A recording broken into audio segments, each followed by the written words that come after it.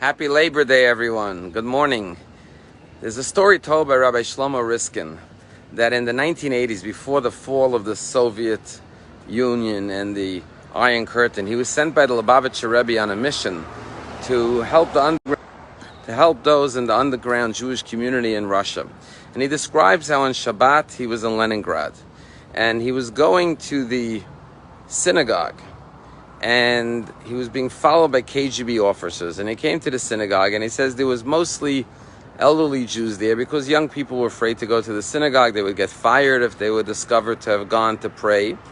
And there were some 20, 30 people there. He got an honor at the Torah, and the old Russian Jew there whispered to him and said, listen, after davening, we're going to have a secret kiddush underground in the basement. Come down and join us. So after davening, he slips down to this dark space in the basement. There are about 15, 20 people sitting around the table, and they're having kiddush. And they give him a glass of vodka to make kiddush over. Anyways, he gives Dvar Torahs. They ask him to teach Torah, and then finally he says to them, why don't you share a Dvar Torah? And it was Parshas Ki Teitzei, this week's Torah portion. And in this week's Torah portion, it talks about the laws of the laborer.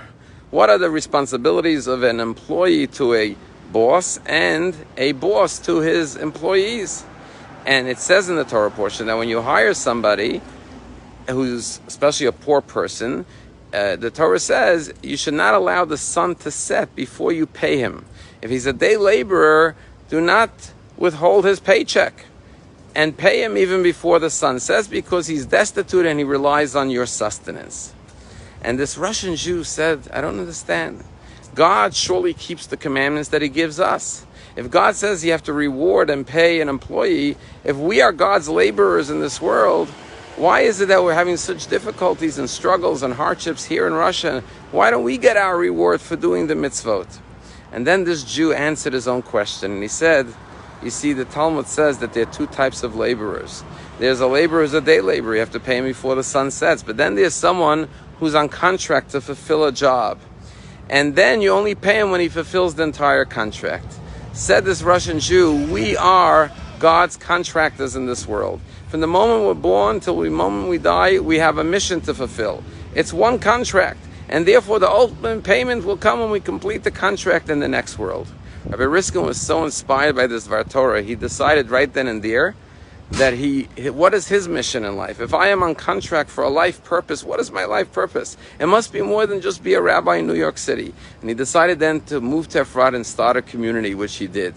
And to remember that very inspiring Kiddush and Dvar Torah in the basement of the synagogue in Leningrad, till this day, every Shabbat at Kiddush, Rabbi Riskin makes Kiddush on a cup of vodka. You know, today is September 5th. 50 years ago, in 1972, was the Munich Olympics terrorist attack, known as Black September, when terrorists broke into the Olympic Village and held hostage and murdered 11 athletes. This summer, last month, when Dini and I were at the Maccabiah Games, in the middle of the festivities, opening ceremonies, they pause and they have a memorial service with the families of the victims, with holding torches, and they recite the Kel Malay and list all the names of those 11 athletes. Today is 50 years to the day of when those murders took place. And just this Friday, the German government, 50 years later, settled an agreement to give the victims' families $28 million, an acknowledgement of their guilt and their inaction in rescuing those soldiers and those athletes, and furthermore not allowing the IDF to come in and save their own citizens. And sometimes it takes a while to fulfill a mission, a purpose. It doesn't always happen in one day. It could take 50 years, but even more than that. If you've seen the movie Munich by Steven Spielberg, it's about how after that Golda Meir and Moshe Dayan set up a special hit unit in the IDF. It was called the Wrath of God, and the mission was to go after everyone responsible for the death of those athletes, directly or indirectly, and assassinate them. And indeed, for that unit exists till today, where when there are those who are posing a threat to Jewish lives in Israel or anywhere around the world, there's targeted assassinations to eliminate those evil people before they have a chance to do harm to Israel.